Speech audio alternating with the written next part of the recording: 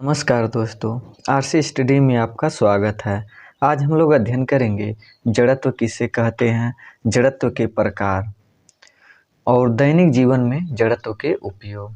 तो अब यहाँ पर जो है किसी वस्तु का वह गुण जो उसके विराम या गति की अवस्था में परिवर्तन का विरोध करता है जड़त्व कहलाता है।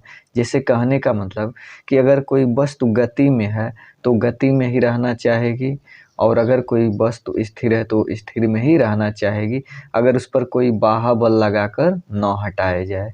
जैसे परिभाषा के अनुसार ही यदि वस्तु विराम अवस्था में है तो वह विराम अवस्था में रहेगी, और यदि वह किसी दिशा में एक समान वेग से गतिशील है तो वह उसी दिशा में समान वेग से गति करेगी।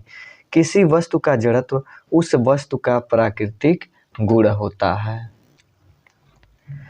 किसी वस्तु का जड़त्व उसके द्रव्यमान के अनुक्रमानुपाती होता है।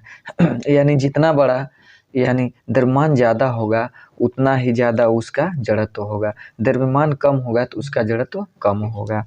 अतः जिस वस्तु का द्रव्यमान अधिक होगा तो जड़त्व भी अधिक होगा। अतः किसी वस्तु का द्रव्यमान उसके जड़त्व की माप होती है।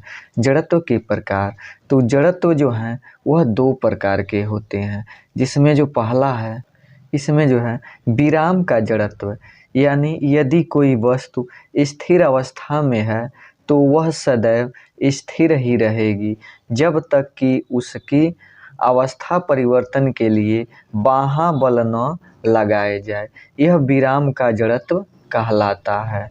गति का जड़त्व, यानी यदि कोई वस्तु एक नियत चाल से सरल रेखा में गतिमान है तो उसकी अवस्था परिवर्तन के लिए बाह्य बल आरोपित करना होगा। यह गति का जड़त्व कहलाता है।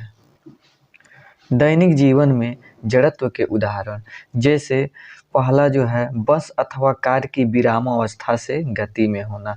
अगर बस या कार अचानक में विराम अवस्था से गति होती है तो उसमें बैठे व्यक्ति पीछे की तरफ झुक जाता है, ऐसा जड़त्व के कारण होता है। दूसरा, कंबल को तेजी से झाड़ने पर धूल के कणों का अलग होना, यानी जो कंबल जो है उसे झाड़ते हैं तो कंबल तो गति अवस्था में आ जाता है, लेकिन धूल के कण जो होते हैं वह जड़त्व के कारण विराम अवस्था में ही बना रहता है, जिसके कारण वह कंबल से बाहर आने लगता है।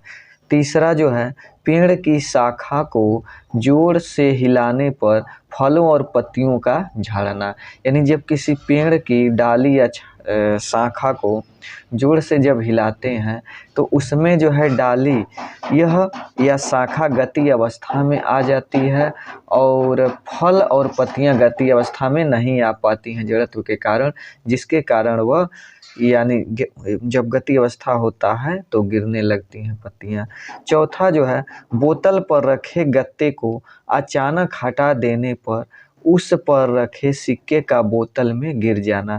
जैसे बोतल के